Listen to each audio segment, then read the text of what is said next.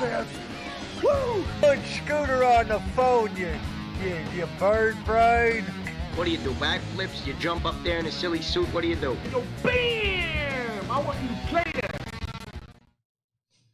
Hey, good afternoon, everybody. A little bit after 3 o'clock, actually about 3:16, and it is time to rock. Fast Freddie back in the Youngstown studio. I've been off for a few weeks and ready to get back in the groove. So, Joe, did you miss me? I did. Where you been, man? We all missed you. I think I was down with the COVID. Yeah. I really do. I didn't get tested, but, I was locked in my room for a couple of weeks, and I was too sick to leave my house to even go get tested. I was in bed.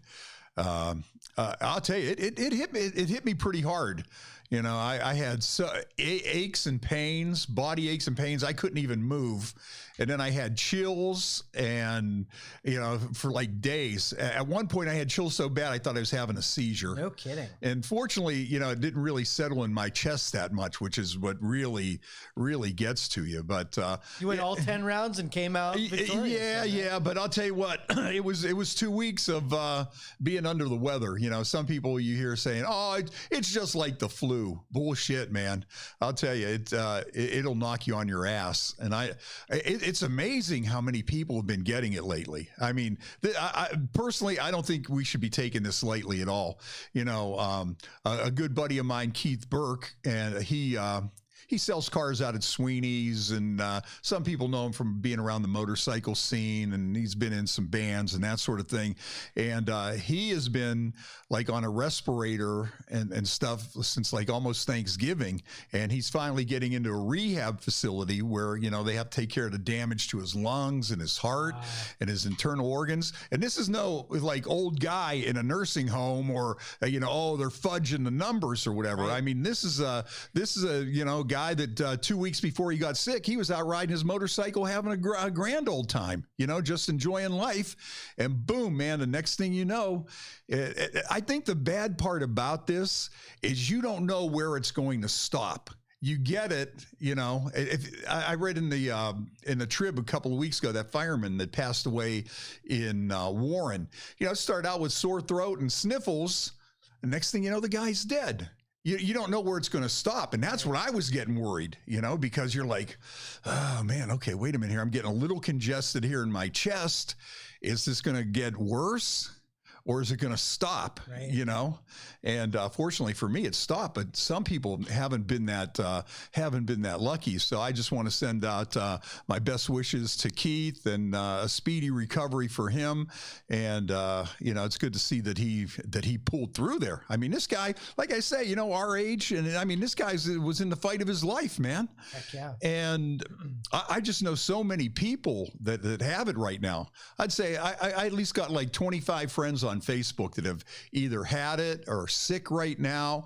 And that's the bad part about it. It's not like I get a flu shot every year. So sometimes I get the flu during the winter. Okay, maybe I'm sick a day or two. You take some Mucinex, some NyQuil or something. And then from there, you're better and on you go.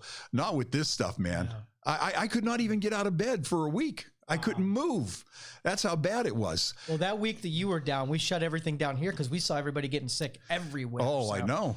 And then on top of that, my daughter got it. My daughter's a nurse in the ER down in Florida. So she's been on this since March. And she came down with it over Thanksgiving. And fortunately for her, her symptoms were kind of mild, but she was still down for 10 days. And she even went back to work. I think she still might have had a sore throat. After the 10 days, they throw you back in there. Yep. But her main thing was the loss of taste, loss of smell. And did you have that, lose your taste and smell? I didn't lose my taste. I didn't lose my smell. And I also didn't lose my appetite either. Believe it or not, really? I was hungry the whole time. No kidding. Yeah, I didn't, I wasn't nauseous or anything like that. But, I didn't get a confirmation on it, but I know what it was. Yeah, I mean, it's pretty obvious. And then my son come down with it down in Florida as well. And he's still having a little bit of, he's having a little sore throat and stuffiness and that sort of thing. And where he works, they shut down the whole complex until the end of the year because so many people there were coming down with it. So I don't know if my daughter got it at the hospital and gave it to him, or he got it down there at work and gave it to her. Yeah, how about that? You social distance, you have a Thanksgiving dinner with 2 people, and both people wind up sick. Crazy. So how is that? But it's really amazing on how many people that I know right now that are in various stages. Some people, they get it. Some people, it goes. But the scary part is you don't know when it's going to stop or if it's going to stop. Yeah, and it's really bad out there now. Like my daughter, the hospital that she works at, I mean, several times already this year, they have been at capacity, which meant if you had a heart attack, if you were in a car accident, you would have to go maybe to a hospital a half hour further from there. Because of COVID patients. Because of all COVID patients, it's jammed.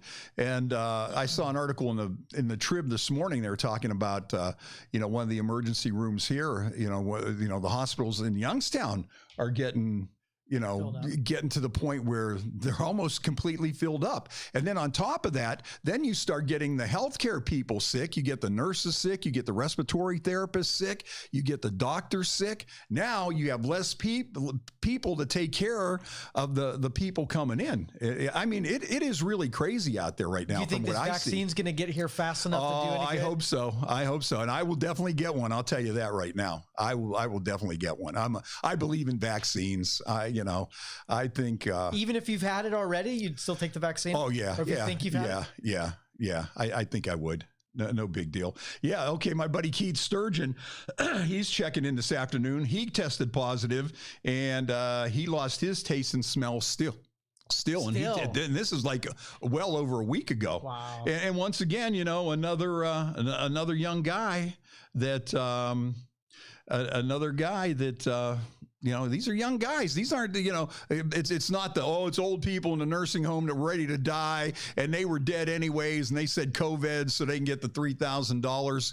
It's really not like that, and look at this guy lumbering in here. Oh yeah. We got Viking Jim coming in here this afternoon, but we'll get the Viking a little bit because I want to continue to talk a little bit about this COVID. When this thing first started, reminds me, I'll sit over here. Yeah. If you would, please. Do we have anything to spray him down with? Yeah. Can we? We got our alcohol swabs and everything. We are. So at this point in American history, BD is the last thing you have to be worried about right now. He has so much alcohol in his system. He's sanitized. He don't have to worry about it, man. If I don't have to worry, all the stuff that he has put through that body, if he's still standing, he doesn't have to worry about it. And now look at you now. Pittsburgh Steelers lose to a team with no name. Yeah, Keith, my buddy Keith Sturgeon, he's been having this for 3 weeks now. Dang. This ain't just the flu. It ain't just, maybe for some people it is. Some people could kick it in a week or so. I'm sorry, I didn't realize I was walking in on something that serious. I apologize. Okay. Well, then shut the hell up until it's your turn. Go grab a beer. Go grab a beer. We got beer in the cooler. Go grab a beer. I'm going to STF you. But I have something to add, if you might. Okay. Well, they can't hear you from way over there, so you got to. over here. I'm not getting anywhere near that mic until you. Okay. Right. All right. Okay. Well, let us finish with this. Okay. Go grab a beer, and then you could jump in, and that'll be your first thing. So, anyways, like I was saying, when this thing first started, I knew the first couple from over in Western Pennsylvania that passed away. Dave Castick and his wife Betty, and he was like a manager at. Some of the country fairs, but he finally retired, went to Mardi Gras and came back. Another buddy of mine, Stubby, he was the first person in Ohio to go into a respirator and survive this, and then, I know, some of our, one of my former coworkers, Amanda, her dad passed away early on. Another one of our coworkers, April, her dad had it and passed away just recently. So this thing is raging out of control. Yeah. It's crazy. My nephew, he had a hockey game the other day. And he got a knock on the head. It wasn't serious or whatever, but they said, well, you better take him down, get him checked out a little bit, get him checked out, head injury, concussion protocol, that sort of thing. They went down to the emergency room, and my brother said he walked in there and they turned around and walked out and went somewhere else because it was so full of sick people. Wow. And this is in Youngstown. This isn't somewhere off on the rainbow, and it ain't some local hospital trying to pad the numbers to get that, that mysterious $3,000 they get or whatever. I mean, he walked in there and he said he had to walk out because there were so many sick people in there, and they're all moaning and coughing. And so hopefully we get this thing under control here pretty soon. Yeah, for sure. But I think, like I say, I didn't get tested, but I definitely think I had it. I mean, there was no two ways about it. That was it. When you're in bed for over a week and you can't move with the chills too, that's what gives away that flu, or that not the flu, the fever. Yeah. At one point though, I mean, I was shaking so bad, I was like an epileptic or something. Boy, if a woman would have hopped on top of me, look out, boy. It would have been, hold on tight. But yeah, so some of the people that have been out there that have it, man, I'll tell you, it's young people. My buddy Butch Likens, the drummer from the Earthquakers, he was sick for a while. So, my buddy Vince from the Ice House, he had it. He tested positive. So it is definitely out there. Like I say, I know about 25 people at least. My neighbor Dave's got it. Joe's sanitizing, so he must want me to come over. Yeah, it's almost your turn. Yeah, Joe's getting everything sanitized for Vike. But yeah, and you can't hardly help it. You see so many people on a regular basis. It's tough to stay away from people who are infected, I bet. Oh, I know. So hopefully this vaccine will work, and in about 6 months, hopefully by summertime, we're like at least getting back to normal. But, like I say, with my son and daughter, okay, they were social distancing the whole time. They have, just the two of them for Thanksgiving, and they both get sick. That's crazy. So, and like I say now, you're not seeing just people in nursing homes or people that are prone to being sick, or, they had 500 other things wrong with them, they were going to go anyways. I mean, it's a tough battle out there right now. What's your daughter say about the hospital scene down in Florida? Are they in bad shape as we are up here? Oh yeah. Oh yeah. I mean, they've had more than one time where their whole hospital was just full. Completely full, and with the nursing home and that kind of stuff though too, sometimes they might get 12 people from a nursing home come in to get treatment. The fire department will bring 10 people in, 12 people, a dozen people, and they're like, okay, where are we even going to put them? And then they're scrambling for beds and that sort of thing. So they've been talking about those cool trailers. They had them down at her hospital. Oh yeah. Wow. Yeah. They got a refrigerated truck out back and they're throwing people in there. And, it's like a horror movie, like a slow motion horror movie. Oh, it is. This could definitely be a horror movie. And you know what? The one thing that bothers me about this, and I don't want to go on this all day because we got a ton of other stuff to cover, but the one thing. Oh, now I lost my train of thought here. Woo-woo. The train jumped the tracks. Where was I? We're talking about hospitals, horror movies. Horror movies. I'm trying to trigger it. Sorry. Yeah, I don't know. It's a bitch getting old. Dave Fred discovered edibles. Yeah. So, but anyways, that's how it was. It's down in Florida. Maybe we were saying something about that, but yeah, it's crazy. Yeah, it's crazy. But hopefully this will all get squared away, but I don't see it getting better until for 6 months at least. Honestly, my prediction is when they get this vaccine, it's still going to be chaos. How they have to deliver it, and it's not going to be for everybody. I mean, it's going to be a mess. Oh, and then some of these, I think you're going to have to get 2 shots. You're going to have to get a shot and then go back in a month or something. How many people are going to forget? How many people are going to say screw it?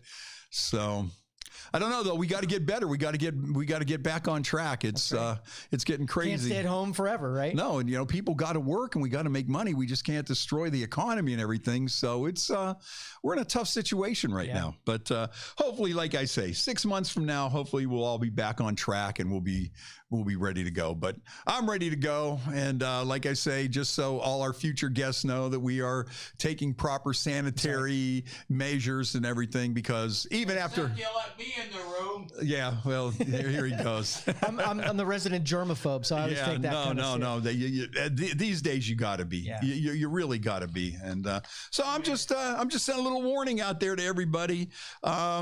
Oh, okay. The capacity of the Florida hospitals is what I was talking about. Okay.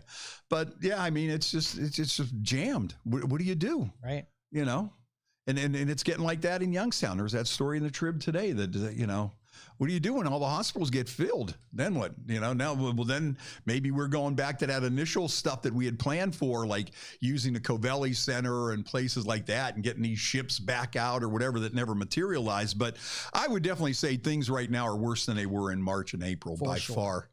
And hopefully it doesn't get too bad over the holidays. Hopefully everybody will practice a little bit of moderation. Okay, enough of that. So are you ready for the comic relief of Viking Jim? Not really. You know, and you know, and this is my fault. He says, hey, he said, hey, do you want me to stop by? And I said, yeah, what can it hurt? And now I'm thinking, okay, I see. Yeah, it's like, oh, well. Yeah, can I take this off? Yeah, you can take it off. Okay. Where's my camera? I don't see myself. Well, see, Yeah, we'll get you on there. All right. I can take this off though, right? So Yeah, I can you put can. it down here so Yeah, I you're- look like you're somebody in a 70s porno. Yeah, you're 6 feet away. You don't want to look like a 70s Playboy bunny spread. God bless Jaws from the Royal Oaks. And he was an old schooler that used to go to the having the time of his life at the VIP. Uh-huh. He used to tell stories of the old days.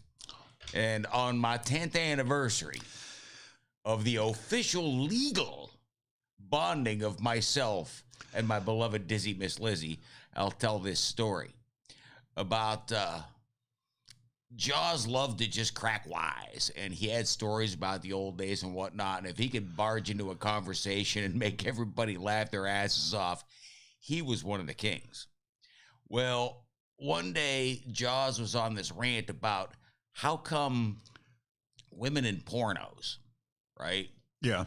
General, I mean, not to genderfy, whatever.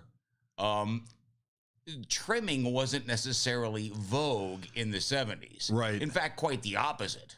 Exactly. And one day he was cracking wise about how come you don't see that kind of stuff anymore. All of these people in the pornos are shaving this and that and the other thing, and whatever happened to just having a big hairy bush. Right. And I just was cracking wise back at him, and I says, you know, I agree with you, Jaws. As a matter of fact, Liz, like, not that she does, but I just cracked wise.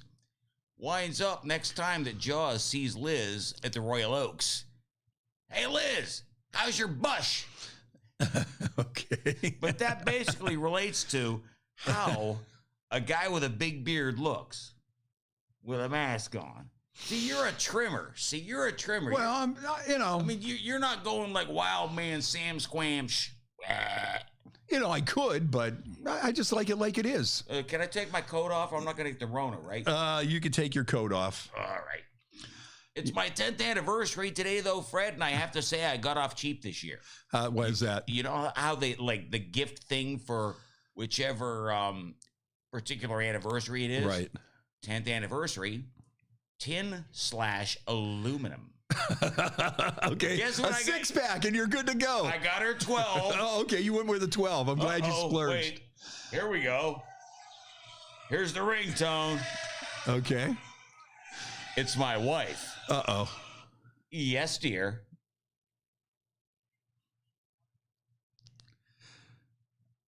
Well, why didn't you just she's call watching in? something that you and I would appreciate. What is it?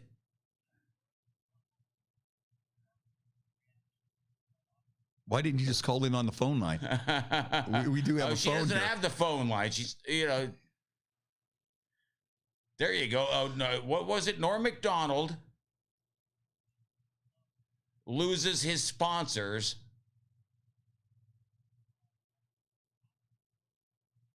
on Office Blokes React. It's like she's okay, honey. I'll talk to you a little bit. Happy anniversary, dear. There, that's fine. Okay, now I'm rethinking that message. Now I'm rethinking that message that I sent. Yeah, how can it hurt? Okay, do you watch the reaction videos? Okay, yeah. And there's this one she watches called Office Blokes. Uh-huh. And apparently they're reacting to the Norm MacDonald when he finally got like basically shit canned at SNL. So hopefully Joe wrote all that down and we'll try to pull it up. But she just found it and thought we would find it amusing because she was going. She knew I was coming down here. But the problem is, like, two peas in a pod. What a marriage! What an ideal couple. Then this gets drug into my podcast. Okay, this wasn't exactly what I had in mind or the direction that we were going. Okay, well we're gonna get in. We're gonna get on track here. All right. But yeah, okay, you know. I'll tell you what, though. Now you tell that story about the bush, and I'm just looking at your beard, and I'm just shaking my head like. Oh man, but seriously though, I mean, what is that? Something from a Russian porno, right there? Yeah, exactly. So, yeah, like you know, Comrade Bubbles is coming to get in there. You know, I mean, I'm just glad you're not eating Ebola. Match for dudes with beards, man. I'm just glad. Not like half beards like that, but actually like Wild Man Sam Squamch. You know. Well, what's wrong with this?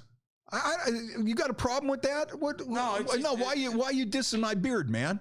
Well, it's not technically a beard, man. It's a Van Dyke. I'd say it's a goat. I'd say technically, I think this is a goatee. I think a mustache and that version of a beard. And I'm not disrespecting your beard, Fred. I'm just saying I prefer mine to grow wild, like nature intended. Yeah, okay, and I have no problem with that. And I have no problem with that. You know, wearing all that orange and brown today. Oh man, how about that? Let's get right into the real stuff here. Go. Yeah, man. How about the brownies? Here we go, brownies. Here we go. Woof woof.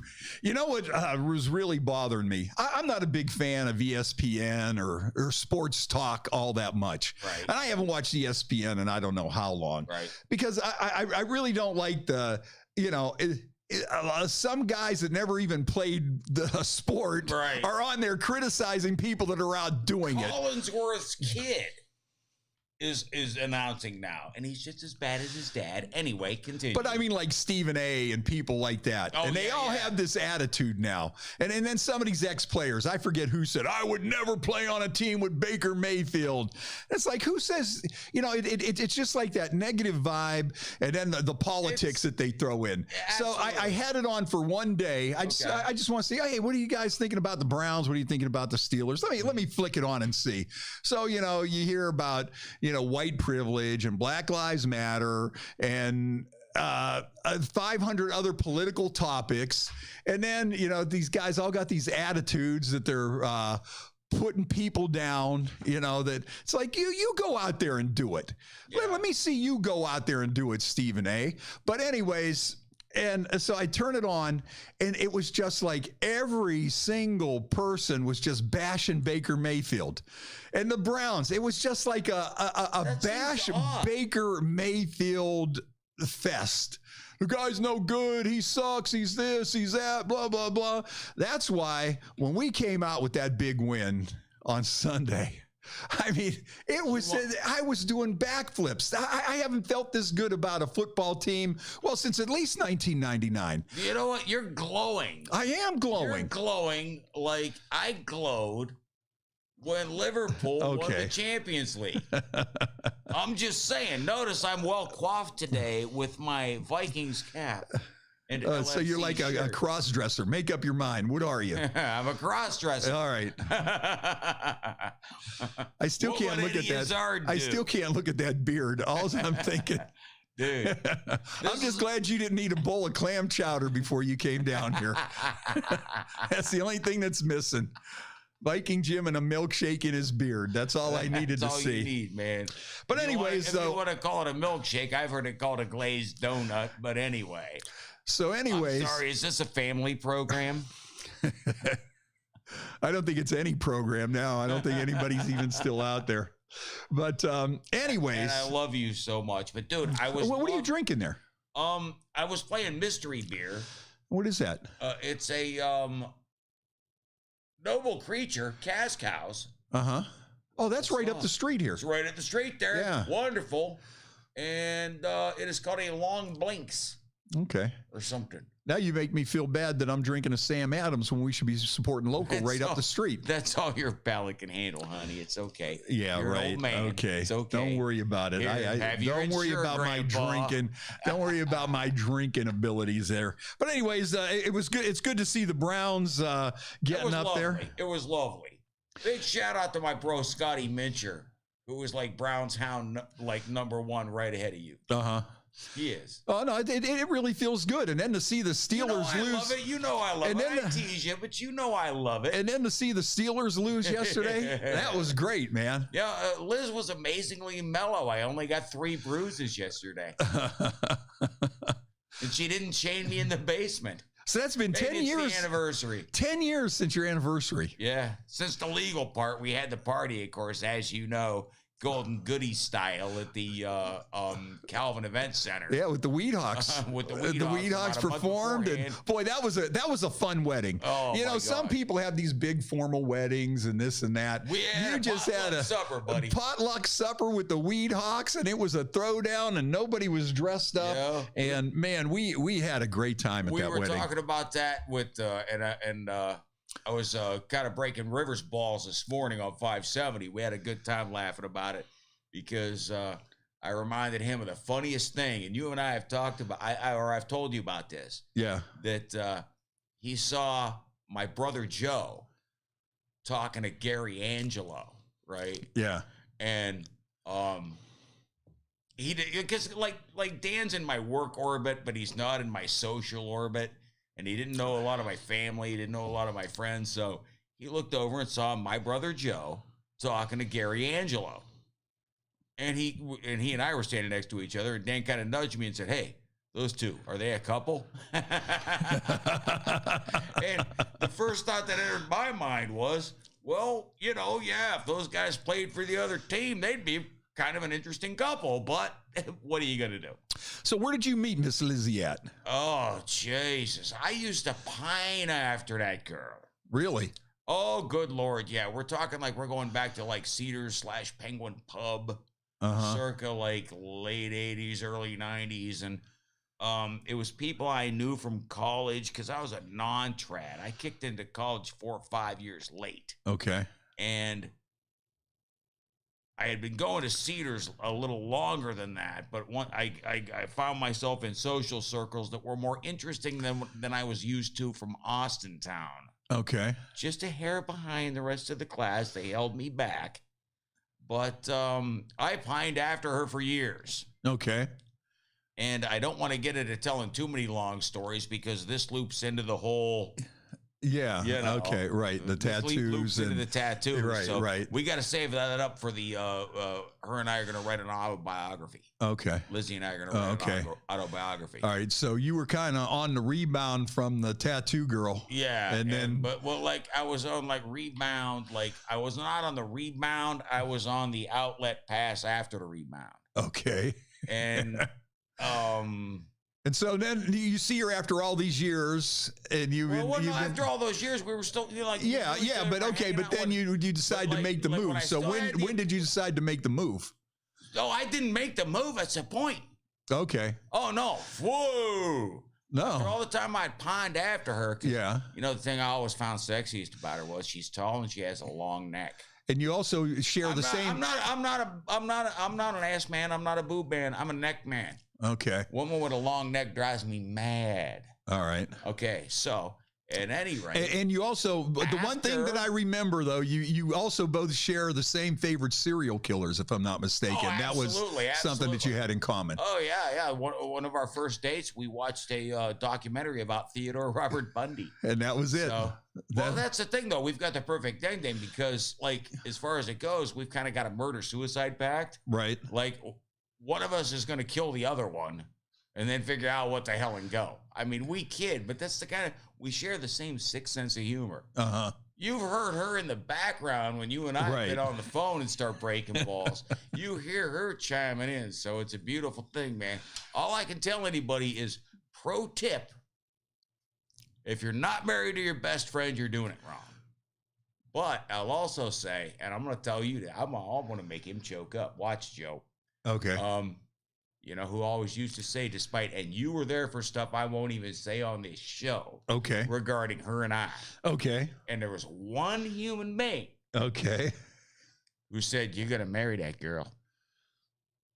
Who was that guy? Oh, Paul Graham. Oh, yeah, that's right. Our good buddy Good Pigpen. times, the bad times, and before he passed and the stuff that happened after him, her and I always heard Pigpen in our heads. Yeah, you're going to marry that girl. Boy, what a love story that is.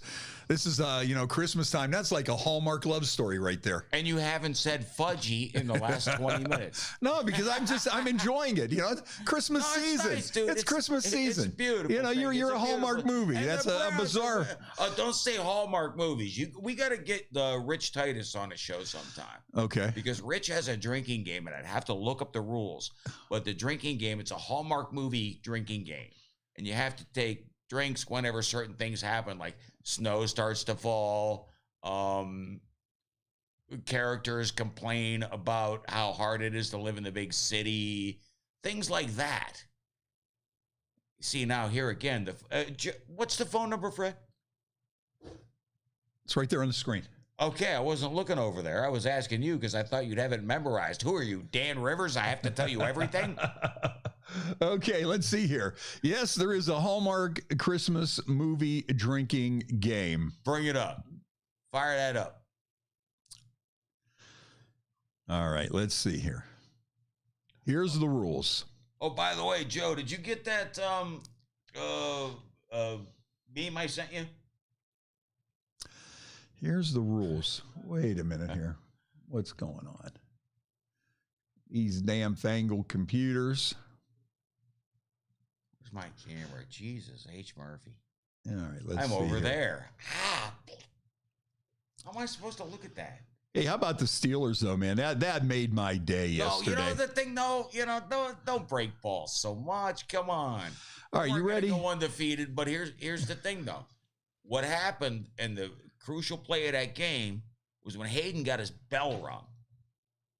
Because as soon as Hayden got his bell rung, that was it. That side, and they were out and done and won and that. They kept going that direction, and away the drive proceeded.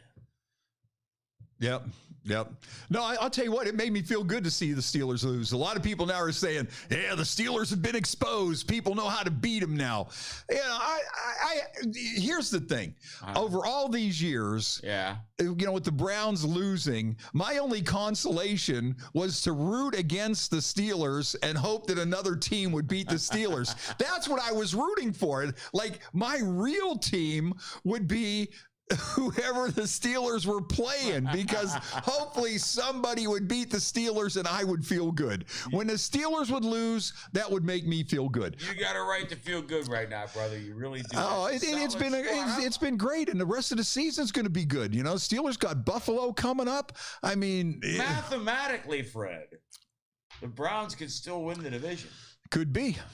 Well, we'll see what happens. We'll see what happens. I'm not going that far, though. I'm not getting that goofy. Hey, let's check in with some people here that are checking in with us here today. Our buddy Rick Henniger is joining us. Ricky! Johnny Ciccatelli. Make sure you watch Worst Christmas Ever. Look up that movie filmed in Youngstown, starring Boom Boom Mancini's son. So check that out. Isn't he? Yeah. Sweet. Thanks for the reminder, man. I'm going to punch that up, see if I can find that tonight. Rick Henniger, we got to get out there and go fishing. Joe Reagan checking in. Richard, Uncle Stevie, Jack Burgess, how you doing? My man Denny Roth. We got to get Denny Roth back to work down at the Covelli Center. You know, once we got to get these shows back. Oh, no question. Will Walsh, Debbie. They're still doing virtual shows down Maria at the Teresa. And they're doing virtual. Greg. They're doing a virtual Pabstolutely. Oh, okay. We'll talk about that in a little bit. Yeah, Val checking in. The details. My man Glenn, our buddy Butcher checking in here this afternoon. Ron Kramer, Debbie, Fred Zerm, Jimmy Pollock, racetrack announcer extraordinaire, none better, Paul Baker, Randy When you Mass. say Butcher, do you mean Butcher? Yeah, the Butcher. Jim Sharp, Mike Rapovi, Mary down in Florida. She's going to be getting her COVID test here coming up. Terry Popovich checking in, Mark Roth. We got a lot of people checking in here this afternoon.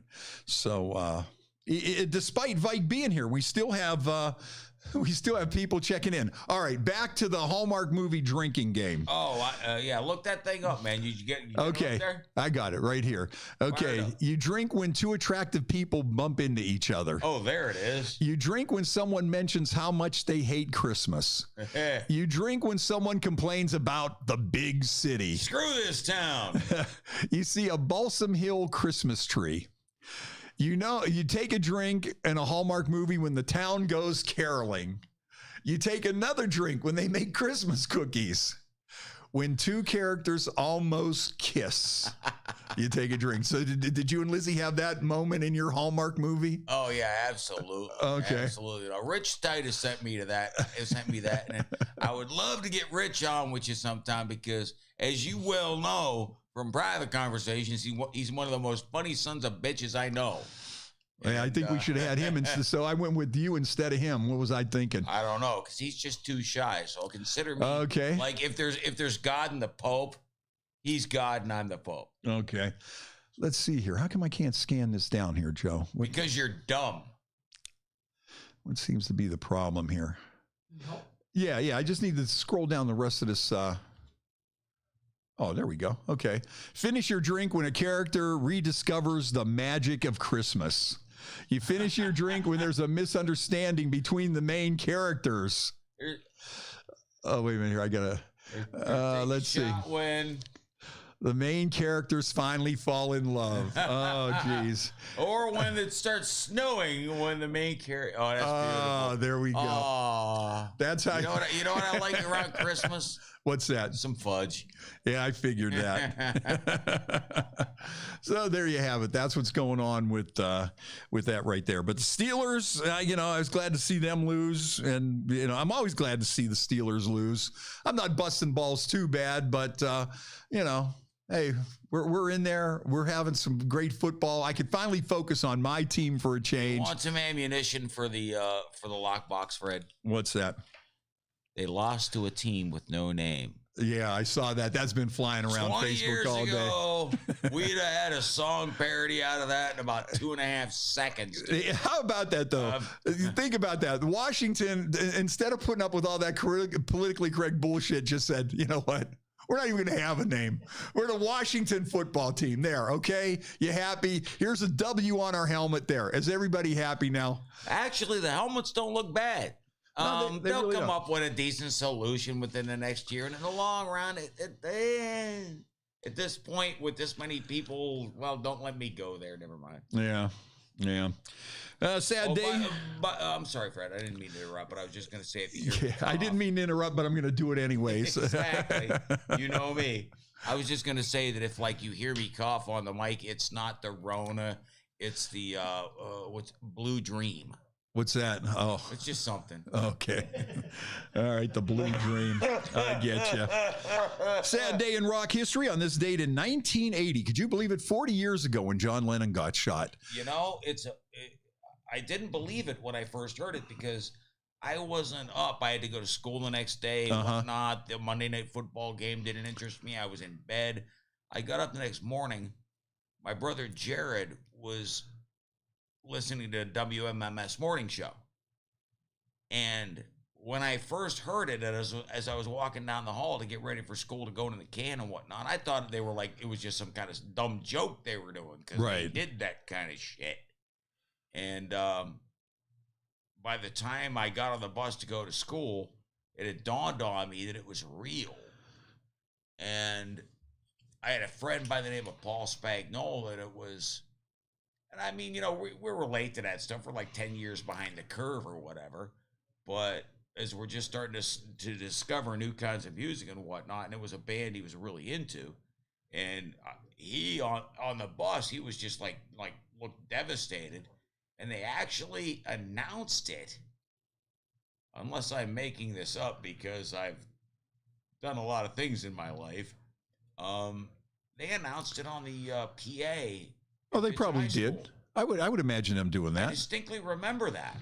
I mean, and somebody's probably going to tell me I'm full of shit when I have Well, you usually are, but anyways, that's beside the point. No, it was a very deep cut. You know the thing that sticks with me about it, and I might have said this to you before. Live Aid. If John wasn't dead, Live Aid, I bet he'd have done it. Oh, there might have been a Beatles reunion. I would say they almost, yeah. They had to bring Townsend in and I would say that if John Lennon was not killed, that there would have been a Beatles reunion because, you know, contrary to what you hear in the press and everything, when you start seeing all these interviews with Paul McCartney and George Harrison and stuff, those guys were really a lot tighter than most people give them credit for being. You know, and how many friends do we have that have been in bands with each other, that still aren't in those bands with each other, but have been in those, and that connection of musicians and whatnot. Oh yeah, no, they were still tight like brothers all the way through. And I'm sure that if John Lennon, you know, didn't get killed, that they would have definitely had some sort of Beatles reunion somewhere. I think it would have happened at Live Aid, man. It might not even have been a tour or anything. Yeah, I don't think maybe a tour. That would have kicked Live Aid, though. Would have been like, that would have been so far over the top. That would have been so far over the top. But it was just a shame that, you know, here's a guy that his whole thing was peace and love and peace and love. And then he gets killed in a senseless murder. I mean, it just boggles your mind. But I think a lot of people do remember hearing Howard Cosell make that announcement on Monday Night Football. Definitely. And another thing, you know, a lot of people remember the Babies played at the Tomorrow Club that night. 40 years ago today, you told me that. the Babies were playing at the Tomorrow Club, and then when they got the word, you know, I guess they took a little break, and then they come back out, and I guess they just finished the show with a whole bunch of Beatles songs. So some of the old farts might have been down there for that one. Yeah, that was that whole thing was. You know, another one that. Also on this date, Dimebag Darrell was killed too, man. That was a weird one. Yeah, Dimebag Darrell from Pantera was shot on stage at a show at a club in Columbus. He was with his other band, Damage Plan. Crazed fan come in and shot the guy right on stage during the show. With a freaking pump shotgun. You know, that's what these kind of things though really freak you out, because it's like, how could something like that happen? You know, you look at John Lennon and you're going, this guy, why would somebody want to shoot John Lennon? Or why would somebody, you're out there having a good time, you know, enjoying your favorite band, and then all of a sudden this madman comes in and shoots the guy on stage. Well, you know, some folks would tell you it was because it was Ronnie Ray guns started, like, you know, never mind. Yeah, but I don't want to get too serious. Yeah, Dimebag, that happened in 2004 already. Wow, that's been a while. Thanks for making me feel old. But he was a killer player too. He really was. The whole John Lennon thing, man. 40 years ago. That's hard to believe, man. That makes me 40 feel old too. years honestly, ago. Fred, when I was getting ready for school and I'm hearing this coming down the hall from my brother's bedroom, and he's got it on the stereo, and I thought it was all a big joke, but slowly it sunk in, and I remembered especially being sad because the album Double Fantasy had just come out, and there were tour plans, and they were talking about and dates and whatnot, and there were no ticket sales yet and whatnot. But I remember my oldest brother Joe being excited, and my other older brother Jared being excited, and me being, oh my God, I might get to go to this too. Oh, shit. You know what? Just think about what that guy took away from the world, from all of us. With one bullet, think of what that guy took away from all of us. And, you know, and the guy wasn't a saint. He had his flaws like any of the rest of us had. Yeah, right. I've never had greasy parts in my life. So, but like on a whole, yeah, I mean, just that. I miss him all the time. And plus, when you think of the Beatles were just living their life under this microscope. Oh, yeah. You know, they were just living their life, you know, in the limelight forever. Worse than probably anybody ever did after, to a degree. Probably. I mean, not that, like, I'm sure, like, current artists get it worse because the scrutiny is much broader, and it's a huger media. It's a 24/7 news cycle, and it's even the fans with the cameras and whatnot.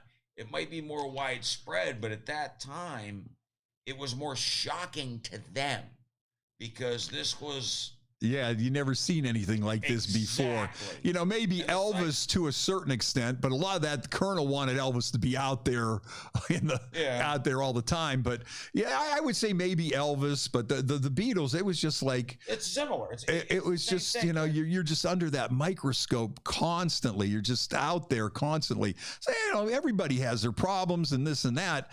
You know, but you know, all of a sudden these guys, anything that they say or do, and then you got a million people trying to interpret what it all means and throwing out their theory of, you know, whatever. Yeah. But I'll tell you, the one thing good that came out with the Beatles breaking up is in the end, you ended up getting 4 times the amount of Beatles music that you would have. Yeah, because they just all start coming out with albums one after another. And basically most of the Beatles albums after Rubber Soul are pretty much like solo songs, especially the White Album. Oh my God. And then you come out and then it's that's a composite solo album, but yeah. I was listening to this old air check. I think it was from like 1971. I think it was WABC in New York City. And in the 1 hour, there were 4 Beatles solo songs in that 1 hour. You know, they you know, all 4 of them had songs on the charts at the time, you know, and they all sounded like Beatles songs. You know, you had, you know, Ringo Starr with whatever Photograph, and you had George Harrison on there, I think, with What Is Life, and, you know, Paul McCartney maybe had, something off of one of his early albums. And then there was, you know, Instant Karma or something from, you know, John Lennon on there. And it was like in the 1 hour, there were 4 Beatles songs, but it was all new music. My favorite Paul McCartney solo track is Admiral Halsey. You like that one? I'm like track. On the fence. When that thing first came out, I liked it, but then sometimes I listen and I go, I heard it when I was a kid. See, because you're talking about, when did that come out? 70, 71? Probably. So like 7, 8 years old when that came out. Oh, yeah. It's kind of one of those ones that's stuck in my dome. Exactly. A butter pie. Pour it in, you know, how's that go? Like, butter wouldn't melt, so they put it in a pie. You know? And that song has a lot of crazy breaks in it too. You know, we're so sorry, Uncle Albert, and then I don't want to get into that rant again. What rant? They don't do arrangements anymore in the modern rock and roll. No, there's no arrangements, and I don't want to say arrangements because that's going to get us into a Bruce rant, and he's calling me an old fart. You know. Oh Jesus, these kids, Fred. Yeah, a lot of rock and roll birthdays today. Well, music birthdays in general. Maybe there is something about the zodiac that if you're under some sign that you have a certain talent. Speaking of birthdays. Yeah. Big fat shout out to Mary Pat. Oh, Mary Pat. Oh, heck, happy birthday. Oh, heck, happy birthday, Mary Pat. All right, we're going to run down somebody's. We're going to run down somebody's birthdays today. Sammy Davis Jr., the Candy Man, ka-chang, ka-chang, born on this date of 1925. You know what's one of my favorites? I'll tell you though, I like Sammy. Carol O'Connor. Kissing Carol O'Connor, Archie Bunker. That was a good one. But that one comedy special that Billy Crystal did where he played Sammy Davis Jr. and he played himself, and his uncle was like always getting in a fight with Sammy, and he was calling him the Candy Man, and it was hilarious. That thing was really, really funny. That's Jim Morrison, born on this date of 1943. Quite the poet. Oh, there's a band that I would have loved to have seen, the Doors. If you have one on there, man, the Doors, that would be on my list. You know what I always wondered about the Doors was, though, they had bass players on studio bass players on their records, but they toured without one, and I wonder why they never had a bass player. Why they hate. Some people would say a bass player is useless. Some people are probably wondering why any band had a bass player. But not that I want to get on any bass players. Well, I'm just going to tell Chris Bell you said that and see what he has to say. Greg Allman, he was born on this date in 1947. There's a guy that I miss, man. Yeah. The Almond Brothers, man. They were, I've seen them so many times, and you know, they just had like this old soul. I mean, these guys are like 20 years old, and you would think that these guys were like these 70-year-old bluesmen writing these songs with all this feeling and playing with all this heart. There are some bands you don't switch the channel when you hear them, no matter what song it is. Almond Brothers band definitely in that crew. I'll tell you, Greg definitely led an interesting life too, man. How long was he Women married to and Cher for drugs. like a week? Yeah, like a week or so, and yeah, I'll tell you I what. remember my mama watching that stuff in the tabloids. She thought it was terrible. Elijah Blue. They had Elijah Blue was their kid. Oh man. Yeah. And then now Devin Allman, though, his other son, who's a hell of a great player. musician. Cornell brought him to town a couple of times. Oh yeah, we've seen him at Michael O'Malley's and at the Cellar, and he must have played at like five or six different joints. The banquet hall to B&O one time. Yeah, oh yeah, that's right. Yeah, he was down there. Excellent show. Kid's a hell of a player. And now he teamed up with Who am I Dickie. talking about? He's there. He teamed up with Dickie Betts' son now. Oh yeah, and they call it the Almond Betts Band. I heard some of that. Oh, and they are good. You know that's good. And their original sound have that Almond Brothers feel to it. Nice, but they're not. I enjoyed it, but they're not necessarily like a blatant like rip off. And then they do some jam band stuff. They'll do some Dead, and they throw in some stuff in there. I'll put it to you this way, Fred. I've seen it about 10 times. They are really good. When I heard that the other day, I'm not gonna have to look into it more. When I heard that the other day, it popped up on my XM. I thought it was something old that was like Greg and Dickie before the end. Yeah. And it was some like deep track or some shit, and I didn't realize it was those guys. Yeah. So I gotta dig into that. Cool. No, they're really good. They're you know, but even all the guys that even later, you know, I mean, you know, Derek Trucks and Warren Haynes, those guys just love to play music. I mean, they live for it. They got the heart. They got the soul, and they will play with anybody. They'll play anywhere, and you know, they're just badass, man. I mean, those guys, just that whole crew. That whole Almond Brothers family there, man. I mean, they're just phenomenal. Let's see who else we got to say hi to. My buddy Ken Marquette checking in here this afternoon. How you doing, Ken? Rhino, how you doing? I know Rhino, man. Rhino. He's all pumped up about that Browns win. He's been talking a lot of smack against the Squealers on Facebook. Way to go, Rhino. You know, as you would dog pound bound like a hedgehog hound. That's what he always says. Hey, my friend. As Oddball would say, woof woof. Yeah. Yeah, my friend Luba checking in, Elizabeth checking in, Eldon, Jim Davison checking in. My buddy Jim, he's going to help me book some more guests. We got to get on that Rock and Roll Hall of Fame too, Joe. We're working on that. We want to get that going. And you know what? I was going to talk about some books later on, but I don't know if we're going to have enough time. You can read. I brought a lot of books I was going to suggest, and one of them here is the WMMS book. This book has been out for a long time, and I just finally got around to reading it. It's by John Gorman, who was like one of the masterminds behind the whole sound of the buzzard. Yeah. And in this book, they mention Jim Davidson, my buddy Jim. They mention him in there. Yeah. Ausgezeichnet. But you know what? I think there was a chapter in here too where they were talking about the day that John Lennon died, and I don't know if they recently did an interview with John Lennon, or there was something. But I mean, they were like the national go-to station for information about John Lennon when he was assassinated, and there was there's almost a whole chapter in there about, you know, how they were like, you know, with all their connections in the record industry and with management and with performers and stuff, and they were like their coverage of that was just beyond anything. It was epic, and it was always blasting. If it wasn't the buzzard, it was the wizard. When you were smoking doobies and playing frisbee down at the flats in Mill Creek Park. Yeah. If you know where the flats are, you're old. Right. And if you ever owned a van, with a Molly Hatchet album cover mural on the side. Yeah, you know you're an old fart now. There was a guy, and I have no idea. I couldn't remember the guy's name, but this guy had one of those tricked out, like, and he was one of the last of a dying breed, I think. Yeah. But he's a big Rush fan. Uh-huh. And so he had this completely tricked out, customized Rush panel van. And to the point where his, like, sideboards outside the van were engraved wood.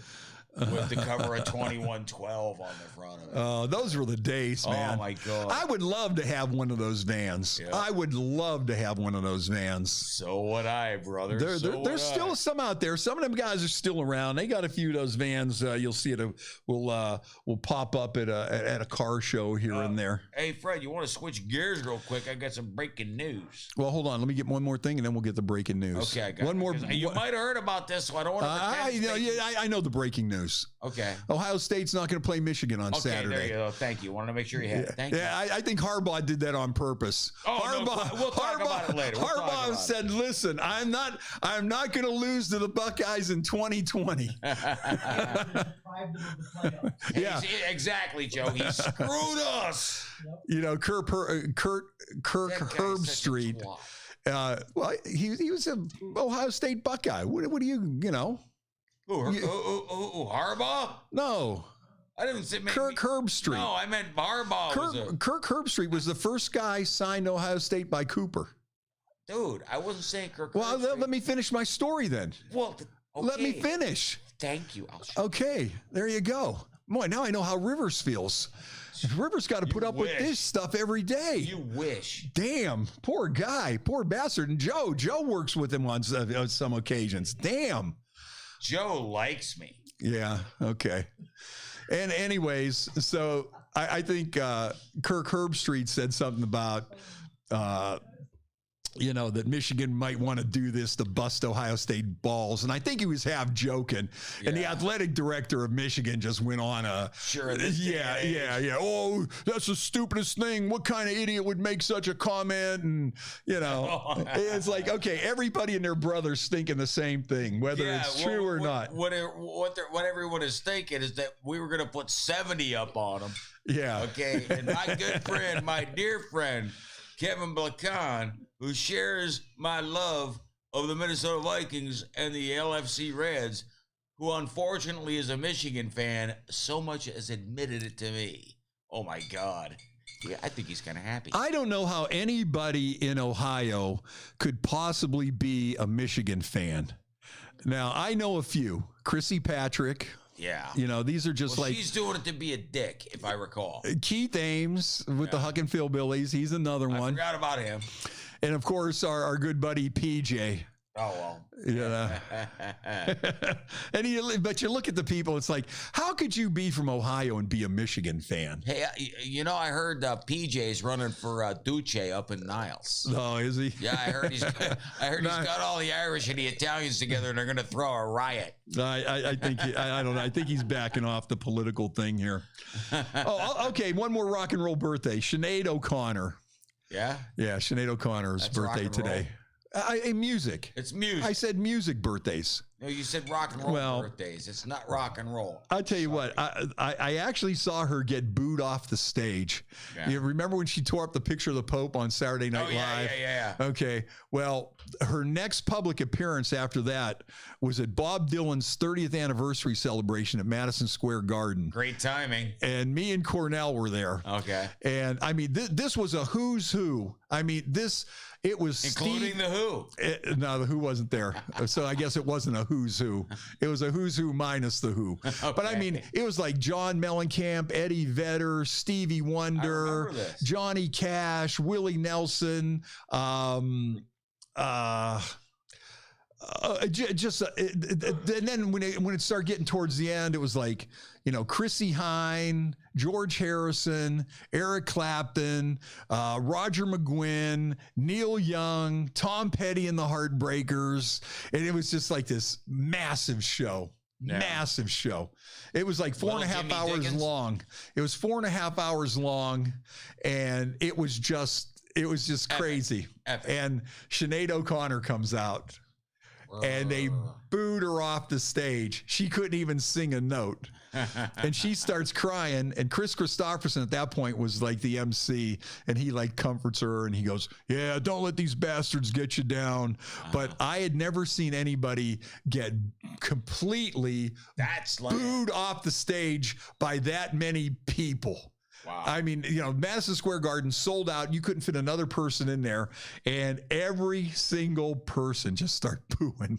the old metal shows in the late 70s, early 80s, the crowds were brutal with booing opening acts off. Well, yeah, you know, this even goes back. I saw something on Facebook the other day.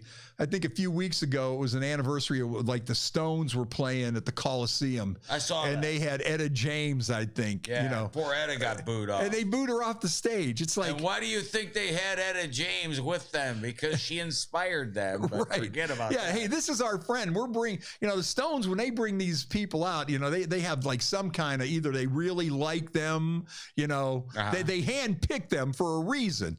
And, you know, they bring out Etta James, like, hey, this is one of our influences. This is, you know, somebody we want you to see, that we want to use our stage so you can see her. And then you treat her with that disrespect. Ridiculous. I saw another one too, not too long ago, that Huey Lewis had Stevie Ray Vaughan as his opening act. I read that story. And people were booing Stevie Ray Vaughan. But I guess he kept Stevie, like they stayed on the tour and like he'd had Stevie coming out like for songs during their play set. a little harp and stuff like that. But yeah, could you imagine that? Because we want to see Huey Lewis and we're going to boo Stevie Ray Vaughan off the stage. You make me laugh because it might even been the Clark station in Austin town that I first started calling you from. And my friend Scott Pallow was the assistant manager there at the time. And he's a huge Huey Lewis in the News fan. But every time I hear Huey Lewis in the News, I can only think of the film American Psycho. There's a whole scene in that movie, one of the ticks that the killer has, and it's Bateman that played Batman. Now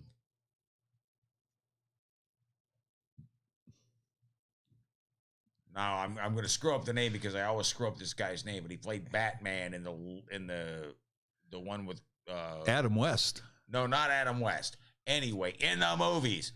Anyway, but the movie's called American Psycho, and part of this like serial killer's whole thing is he's really into Huey Lewis in the News, to the point where he like cranks it up on his stereo when he's whacking his victims. I'm gonna Google that shit. Not Val Kilmer. No, not Val Kilmer. Close though. Something like that. Yeah. Okay. Wait a minute. You give me a second. I'll come up with it here. I got a Google machine just like you do. You're damn lucky my wife let me come down here on my anniversary. Why is that? Hey, you know something I find out? Have you been listening to the Jim Cornette podcast? Not to plug other shows. Yeah. The Jim Cornette experience is wonderful. But I find myself getting into this groove where if I start ranting about something having to do with Trump, I start talking like Jim Cornette. And I couldn't even do the impression for you if I tried. Right. It's just if I start ranting to her about it, I just start turning into Jim Cornette. It's hilarious. Oh, Joe, we're missing one story here. Another page? Yeah, there's another page. I got the big story of the day coming up here. Oh, Jesus. Here's a couple of them, though. You know, stupid criminals in the news. This happened up in Cleveland. A man was cited for disorderly conduct after arriving at what he thought was his ex-girlfriend's apartment and calling the victim's new boyfriend outside to fight. You want to go? He realized I'll go. It was the wrong apartment. I'd like to send this story out to one Martin Hudak from WFMJ TV 21 because he's ready to go. That's funnier than hell. When do you figure out though that it's not the right, and who is she cheating on that he goes out, you know, from the guy in the apartment's point of view? He just figures, I don't know. What makes you go outside? I don't know. Right. You know, well, somebody knocking at your door. Hey, go on out. It's like, dude, go away. What are you talking about? I'm going to go hide under the bed. Here's another one. Boardman police say 2 burglars were seen on surveillance video stealing beef jerky, underwear, and electronics after breaking into the Family Dollar on Market Street. I do what I want. Police said the men were seen on surveillance video trying to break the front door of the business with unknown objects. After little success, they were able to just kick the door open. Police notified the burglar alarm company, and they ended up taking underwear, beef jerky, and charging cables for cell phones. Underwear and jerky. He said jerky. Oh, by the way, American Psycho, Patrick Bateman was the guy I was thinking Oh, Patrick Bateman. I would have never guessed that in a million years. I don't know too much about these movies. Sometimes I watch those old black and white ones on... You're so old that when you were a kid, rainbows were in black and white. No, I watch those old ones just because there's no commercials on there.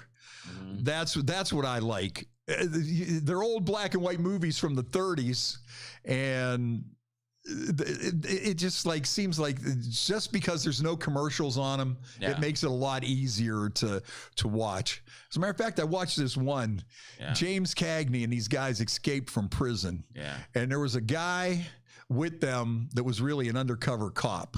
Okay. And they concocted this scheme. I know that one. They concocted this scheme to robbed the payroll at this oil refinery, and they bought a tanker truck and they hollowed it out like a Trojan horse, right? And they come through the gate and everything, and then there was a big shootout, and the undercover cop somehow modified a broken radio so that they could follow. It was crazy. And there was a big shootout at the end, and James Cagney was on the top of the oil tower, and he started shooting. But I'm old. Wait a minute, I know that. I don't know, maybe like Google that. Hell's Fire or something like that. It was something along those lines. Top of the world, Ma. Yep, I'm on top of the world. Yeah, that one. And then there was another one, speaking of Marty Hudak, he turned me on to it. Yeah. It was Barbara Stanwyck. Oh, you're talking about Double Indemnity. No. This was before that. Okay. Double Indemnity. That's like the free code stuff. Yeah. Oh, yeah, there you go. I think it was called Babyface. Yes. And she was like this gold digger, and she was going through all these guys at the bank. And they were all killing themselves because she was driving them crazy, and they were losing their jobs and their families and everything. I can tell you, brother, is... Nick, Heath, Jared, there's a fire in the barn. Yeah, that was I've been watching a few of those lately. And like I say, it's nice because... Here you go, Fred. Here's the name of that Cagney flick that I'm embarrassed I couldn't come up with either. White Heat. White Heat. Yeah, that was it. Top of the world, Ma. Isn't it something, though, that some of those movies are from like 1930 and you watch them and they still hold your attention? No, absolutely. It's nuts. It's nuts. All right. What else you got there in your show prep pile, son? I got all kinds of stuff here. This is the big story. What's your big story? Is that the one Joe just printed for you? Yeah, this is the big story. What is it, son? Let me see where to... We got any headphones up in there? No, you don't need headphones. Yeah. You know, it's not like we're listening to anything. Look, man, I'm a producer. It's my nature. I need headphones. Hey, Leslie Bell checking in. Hi, Leslie. Hi, Leslie. Tracy Randall. I'm sure she's a little bummed out about her Steelers. Aww. Ryan checking in this afternoon. Hey, our buddy Mark Hackett checking in. Hack, good to hear from you too, man. Good to see you checking in here today. Okay. According to a Brazilian model, there's nothing better than morning sun on your vagina to increase your energy and increase your libido. You know what the strongest thing, Fred, that's going to increase a woman's libido? Menopause. Oh, I thought you were going to say alcohol. No, wait till 50, brother. You ain't going to have to worry about a thing. Yeah, I guess she's 20. Get you a MILF, get you a GILF, and get one quick. She's too young. She don't know what she's talking about. She's 23 years old, and she likes to be out in the nude and let it soak up the sun.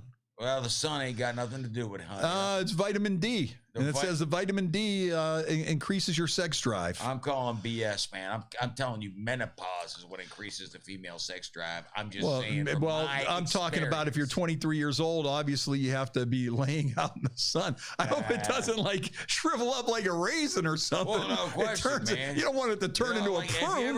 Have you ever seen a pepperoni pizza? Yeah. Where like they cut the pizza and like one of the pieces of pepperoni gets like in the middle of the slice, or maybe a couple of them, and it folds up like that. That's what you mean. No, that's not what I mean at all. No, I'm just saying. No, that's not what I mean. I guess there is, according to doctors, though, there's no evidence that says being out in the sun and soaking up the vitamin D will increase it. But I guess if you put it directly on the spot in the sun. Plus, I guess that gives a whole new meaning to where the sun don't shine, right? Yeah. But I don't know. I don't know where people come up with this stuff. I don't know either, man. I just came. No, down you know here. what though? Actually, this is dangerous. Yeah. Because my neighbor was into this, and I almost fell off the roof trying to gawk over to the next door. And only being able to hold on with one hand, if you know what I mean. Yeah, so that could be dangerous. That's something you don't want to That try. could be dangerous. Joe, did you get that meme that I sent you? Can we access that? Where do you want it? Put it up on one of the monitors. I don't care if we can do that. But Okay. that meme about the that one I sent you yesterday, I thought we'd have a fun meme today for the rest of the kids. Okay, Let me see. let's look. Let's Yeah, find give me a out. minute or so. Okay. Let's tap dance, Fred. Oh, hey, you know what else I got to remind everybody? The new Left End book is out. Oh, I heard about that. Yeah. I gotta get my hands on a copy of that. Yeah, That was you know, great. we had Pat Palumbo on, about a month ago, Mm-hmm. to get everybody, talking about the book and whatever. Yeah. But it is out, and I guess it's selling real well. You can only get it online though, and I'm going to look up that. Address. I should have had it here with me, but I guess it's so many great stories in there. So if you were from the Youngstown area when Left End was in their heyday, the book is called Tenacity, the Yeah. Left End story. I was a little behind the curve on that from the point of view of my parents didn't let me go out when I was that young, but I remember my brother coming home smelling like burnt rope. No, I got to Where see, were you? I Was there, were you down at the Orange Room where they were doing that dope? I did get to see Left End a few times in the second edition when they did they were on a break and they did the comeback and whatnot. Yeah, And I got to Farmer see a Jim couple of those Jam was a shows and- classic. Oh my God! I was talking to somebody about Farmer Jim's the other day. Was that place great? Oh, it was wouldn't- awesome. You could never even open that kind of place right now because the insurance Oh. would probably be so insane. Yeah, that's why all those places, Arrowhead and all those places. That's why the South Range was another good one. Yeah. But yeah, the insurance on a place like that now is just so through the roof. You would have to have that place jam packed. But we used to go to all those places. We're starting to sound like Fairfax and Carstairs or whatever. You know, What is it, when I look at down when I on go Waldorf, I'm sorry. by Arrowhead though now, and Yeah. you just see all those condos Oh, built around absolutely. it. I hate when they do that. Two other places are like that. Pine and Evans Lake. Back in the day, boy, when we were kids or we were in high school, we'd all be out there just fishing off the bank, catching bluegills and stuff, or renting a old rowboat. And now it's like they don't want to see anybody that looks anything like a hillbilly out on the shores of those lakes. See the one he's pulling up there, Fred. Okay. All right. What do you That got is here? This is the Viking Jim meme of the day. There you go. Okay. It is a woman in one of those little chairs that go up the steps. There it is. And says, "This shit's driving me up the wall." Okay. And that's what you contributed to the show today, Dude. So let's do a little recap That's of what Viking hilarious. contributed to the That's show. hilarious. We heard about his his Hallmark wedding, his Hallmark movie, marriage and anniversary and love story. Okay, One set of footprints in the sand. and then we heard about how your mask makes with your beard makes it look like a 70s porno flick or a Shall we demonstrate? Yeah, okay, demonstrate again. Where's my camera? I need a monitor, Joe. Jesus, H. Murphy. See, I can't look at it. Yeah, you're That right drives me there. crazy. You're right there. No, I'm not. Yeah, there you are. That's the side of my head. What's happening? What do you mean what's happening? Okay, now, because when you look over there, the camera's over there. Oh, Dumbass. Okay. So see, there, when you Oh. look at the screen, the camera's getting the back of your head. That's pretty. So this is what you contributed to the show today. And you know what? Hey, you mind if I stop by? What harm could it do? Keep I said, dancing, what harm baby. could it do? Keep dancing. Keep dancing. What Come harm on, would you're a it do? dancer, Fred. What harm would it do? I don't know. But Yeah, but the Left End book, you know what? Oh, if, yeah, if we could pull that up, you know, maybe we could we get that? Are we allowed to put that Channel 27 story up that they did on that? Yeah, Stan Boney did a real nice story about the book, and it'll also have the address where you could get it. And I'm also going to get Patsy back down here, and we'll talk. When he was on, we just talked in general terms because we didn't really want to give away everything that's in the book. You know, absolutely. Yeah, here we go. Here it is. You want to play the? Yeah. Play the whole thing. If we could. Heavyweight champions of Youngstown rock and roll. Now, the drummer for Left End, Patsy Palumbo, has written a book about the band in which he writes about not only the music, but the on-stage antics.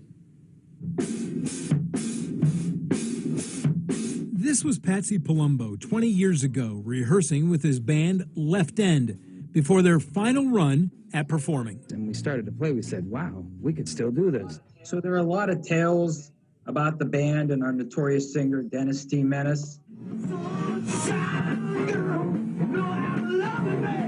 The late Dennis T. Menace was Left End's lead singer and lead crazy man.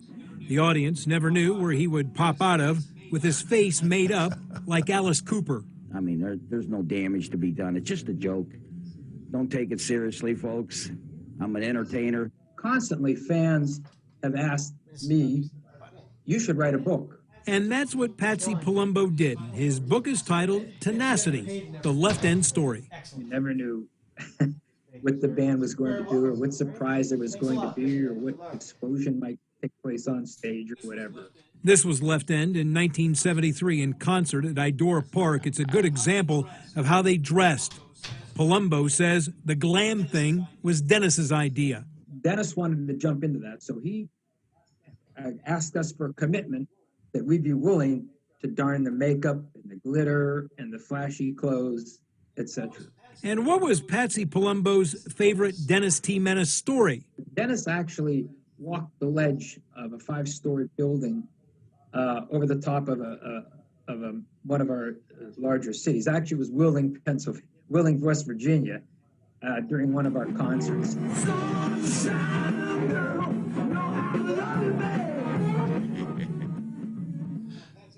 Now, Patsy Palumbo's book is not available in bookstores, at least not yet. The only place to get it is through his website, PalumboRocks.com. Tenacity, the Left End Story, costs $19.99. Yeah, PalumboRocks.com. You got to get this book. I cannot wait to get this book. I'll tell you, seeing some of that old footage of Hot Day there at Idora Park, 73, and just seeing everybody jammed on the midway and those guys all dressed up in that, like, you know, David Bowie kind of stuff. But you know what's amazing? You know, and as much of a crazy man as Dennis T. Menace was, those guys stuck together the whole time. Those guys stuck together through all his antics and stuff. And when I had Patsy in here, you know, he talked to, you know, their whole thing was like, you know, well, Dennis would say, okay, we're going to dress up in these, we're going to come out looking like David Bowie and Sweet and all those crazy bands back then. And then, glam was a thing. But anything he would do, they loved it. You know, I mean, they knew that he had something special, and you know, and they couldn't wait to see some of the stuff that he would do on stage. Yeah, they wouldn't even know what was coming up next. You know, and they were caught off guard as much as they were. You know, great, man. They were buddies having fun, and that's the core of it. And you know, for a band to stick together that long, and carry on that long, I really think that's pretty cool. So the name of the book is Tenacity, the Left End Story, and you can get it at PalumboRocks.com. $19. Speaking of bands sticking around, I understand there's new material possibly coming forth not too long from now from the Infidels. Oh, that'll be good. Oh my God. We'll have to have those guys in. Another iconic local band. Yeah, that'll be cool. And the boys from Album. Especially if you like that Sabbathy groovy metal album, they've got something new coming out soon too. Oh, that's cool. You've been on Album from day one. You always loved those guys. I think it was a little bit more than music. I don't know. It's because I treat them like my sons. No, I think your exact quote was, sometimes a younger man needs the guiding hand of a more experienced older man. When you're confused and you don't know where your life's going, and sometimes maybe, just maybe, you might need the guidance of an older man. What And is that's where wrong you- with that, and- Fred? and that's Why where does you that step bother in. you? And that's where you step in. Jesus, you confuse me, son. Oh, I brother. don't know why that's funny. Yeah, so album coming out. You know, all these bands got to get out and start playing again. That's the big problem, you know. Well, I even look at like a band like the Vindies. They were really starting to catch on, my man. God, yeah, the Vindies yeah. seemed like they were on a roll. they were getting a lot of traction. You know, and they were playing like headlining some shows for themselves and stuff, you know, in like a little bigger places. And all of a sudden, they man, were getting airplay. this COVID just they were spinning them on Little Steven's Underground Garage. yeah. Really great band. Yep. You know, You could hear them on the Summit. You could hear them on that. Oh wow, the internet station out of Cleveland. They were playing and the of course piss on out of Golden Stream Radio. them. Oh yeah, yeah. Yeah, we got to get them in pretty soon. I got to get them on the show. Yeah. You know, once. When safety allows. Remember, kids, be safe. Yeah. So, I don't know, man. I think that's all I got. Can I go home and eat my supper now? It's my anniversary. Yeah. All right. Well, I want to thank Miss Lizzie for letting you come down here today. I figured it was his anniversary, and I thought she was going to say, you can't go down there. And I thought, you know, I was nice, and I said, yeah, if you want to come down. Well, you know, You man, know. To be honest, Fred, to be honest with everybody, the hip ain't quite right yet. Give me a week or two. Whose You hip? might not see me. Her hip. Or your hip. Hers. So I got old iron in hers. In here, hers is almost cured up. So you guys have both got bad hips. Yeah, and here's the great part: they're on opposite sides. We're hoping we might get some kind of lock action. All right. I think the theme of today's show is called Too Much Information. Too much information from Viking Jim. All right. Anyways, listen, we'll be back on Thursday. Morris Ray is coming in next. He'll be here in Oh God, is he here yet? He'll be here in about 20 minutes. You know, we're trying to space everybody out, and He's this way we late get like you. No, Don't touch he'll be me, here. Joe. He'll be here.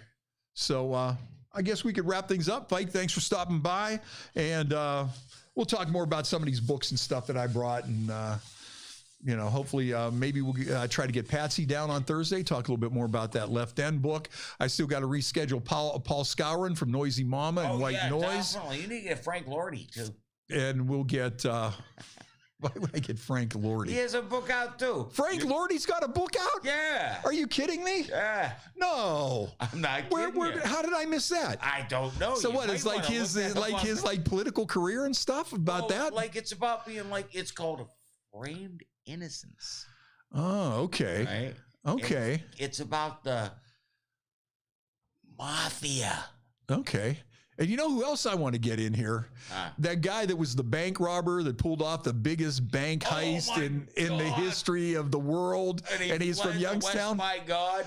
Oh, that was wasn't that like it wasn't even a bank. It was like a money lender, like a check cashing joint. It was something big in California. Oh, no, that's a different thing. No, this guy's about 76 years old now. Oh, you're talking about just wrote a book not that long ago. Yeah. And I think they made a movie about it too. Yes, they did make a movie about it. And I guess him and his crew from Youngstown were like some of the best bank robbers anywhere. Like they were like, I mean, these guys were the old school, cut holes in the roof and knew how to bypass all the alarm systems and all that stuff. Well, I hope it don't get me killed, but I'll tell you that like my mom's sister's husband and my uncle by marriage used to run with that crew. Oh, okay. Well, maybe he's in the book. I always wondered why he used to have a police scanner on all the time. God bless him, Uncle Ted. Love you, brother. But, right. It's interesting stuff. All right, so that's what we got coming up. But and Leanne Binder and Rama, we got to reschedule them. Leanne has that new Christmas song out that's getting a lot of play all over the place, and it's picking up a lot of traction. So we want to have her come back down, and those guys could play that song here and some other stuff. So yeah, you know, with me being out for a couple of weeks, you know, kind of knocked everything off. We're just trying to get back on track. So yeah, we'll get it back going, brother. You know, I honestly thought to myself, and I think I might have mentioned it to you before, that you remember how sick I was last February And if it, like, or rather, like, early Are you talking March, physically, mentally? physically? Okay. No, I might have had it too already. Yeah. I'm fine now. I'm good to go. But You can't take that chance, though. you can't, man. All right. So put your mask on and GTFO, you dumb SOB. Oh, okay. Next Tuesday, John Gorman wants to be on our show. Okay, that sounds good. All right, man. The author of this WMMS book. All right, Dave. Jim. Let's make this happen. And okay, man. We're gonna do that one. That will be a great show. When you read this book here, and when you realize what radio was back at this point in time, I mean, it was.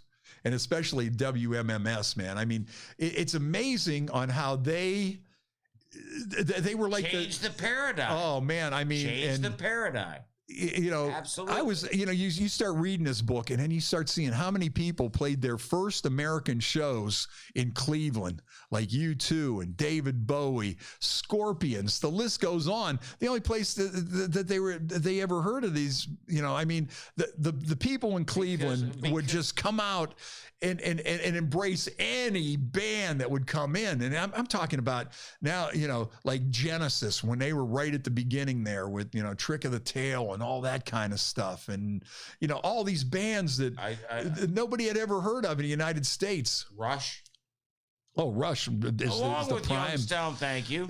Oh, yeah. Northeast Ohio was on to Rush way, way before anybody else in the world. Think about that. In the world, nobody knew about Rush other than Toronto, Cleveland, and Northeast Ohio in general. And I will go to my deathbed saying that out of all the Bruce live sets, all the recordings, all the board tapes, all the whatnots, that Cleveland show, and what was that, August 78?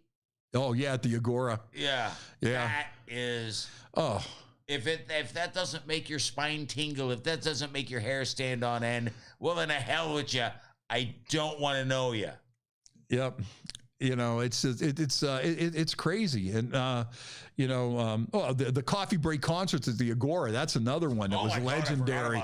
In this book, they're all in this book, all that kind of stuff, but, yeah, the Bruce, I can remember listening to that in my car. I went up on the top of Powersdale and it was storming that night. And I'm trying to just find a place where I could park my car where I could either hear WMMS, and it also aired on WDVE, but it aired on about 10 different stations around the country, like the big rock stations. And I could just remember just sitting there in my car listening to this and going, damn, this is like, unbelievable. My brother Jared used to buy, as we used to do back in the day, $300, $400, $500 cars that'd keep you running for a while, but would put just as much money into the stereo to make sure that he could have something that could pick up MMS and SRD and DVE, depending on what his mood was. Right. When broadcast used to be like satellite, those were wonderful days. Bro. Yeah, that was some crazy stuff. That was What's some that crazy you say, stuff. Grandpa? Yeah, I hear you. And another stagger down Gin Mill memory lane from downtown Youngstown. From the picnic table of good ideas. Hey, Sap Dog's checking in. Yeah, and all. How about all the big shows at Cleveland Stadium with 70, 80,000 people just jammed in there for like Pink Floyd and the World Series of Rock, all the great shows. The last show I saw at Cleveland was the Pink Floyd Momentary Lapse of Reason, maybe? Yeah, probably. Was the first or second tour post Roger. Yeah. Before that, it was the, 86, the double overtime versus the Jets. I was there. I got a whole story about that I tell all the time. We'll bore him with it later, because I got one too, because All right, we'll save that for playoff time. That'll be our playoff, Cleveland Browns playoff stories. Yeah. I got booted out of there. I threw a snowball on the field right at the very first set of downs. The Jets huddled up in the dog pound, and I was probably about 10 rows back from Somebody the field. saw you. Usher saw you. Oh, cop grabbed me right by the arm. But you know what? I got caught up in the frenzy. Because everybody was doing it. People are hurling dog bones and snowballs and anything that they could throw. I get it. And I go, boom, I get my arm halfway over. Next thing you know, it's behind my back and I'm begging. I'm like, dude, I'm so sorry. Listen, man. A split finger, weren't you? And I was apologizing and everything. And they open up the big metal doors at the stadium and they just throw me out. And then they slam the door behind me, kind of like a prison door. Clang. And of course, there was nobody out there. There's nobody out around the stadium. Then all of a sudden, Jake and Elwood out. Yeah, and then all of a sudden, here comes this chain gang of people all handcuffed together, and they're being escorted to the paddy wagon by these horseback cops, these Cleveland cops on horseback. Yeah. So I go out to the bus, where the bus driver happens to be drinking. So me and the bus driver are drinking in the parking lot, right on the, and because it's freezing cold, it was below zero that day. And so we're sitting in there listening to it on the radio. And then when it gets to the fourth quarter, I said, screw it. Because back then they just opened the gates. Right. So they open the gates, I go back in, and then I catch the overtime in the fourth quarter. Right. Yeah, I could reference that too, because I kind of had an opposite experience in that, like, a friend of mine had a spare ticket for that game. And I was like, yeah, what the hell? The Vikings are out of it. The Browns are in. What the hell? Let's go have fun. Yeah. And we wound up starting to walk out toward the end of the fourth quarter because my ride was going, screw this. We're done. Come on, you assholes. We're getting the hell out of here. And as we start rounding back toward with the Wahoo was gate D, right? Yeah. We're winding back from our seats, got down, got on the ground, winding out by gate D, right by probably would be the southern entrance of the dog pound. And we hear this tremendous roar. And we stop. And we run up to the ramp before a bunch of other people behind us ran up to the ramp because they were leaving too. And we watched what unfolded in that overtime. And it ended with me, and here the story is, here's like my scrawny little ass from I weighed 130 soaking wet at the time. And this Cleveland Metro cop, dude had to be like, probably, I'm 6'2", this guy had to be 6'6". And he was a big barrel-chested guy. And he and I, who have never met before, at the end of that game, hugging each other and jumping up and down like long-lost pals. And from that point on, you always had something for the policemen and the village people. Oh, absolutely, man. Well, that's a uniform thing, But thing being, like, the other thing I remember is my arm, I couldn't lift my right arm the next day. Yeah. Because you were walking out, and every human being you walked by, you high-fived. Oh, yeah, yeah.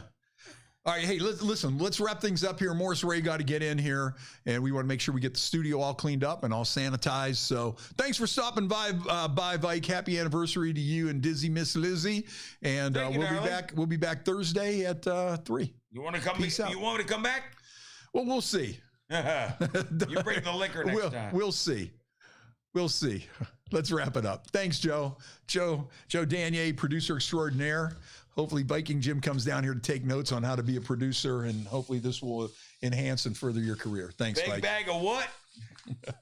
Thank you for listening to this show on Youngstown Studio. If you like our programming, we invite you to subscribe to our YouTube channel, follow our Facebook page, or subscribe to your favorite podcast platform like iTunes or Spotify. This is original Youngstown content, and we would appreciate you sharing the videos and the word about us. Thank you.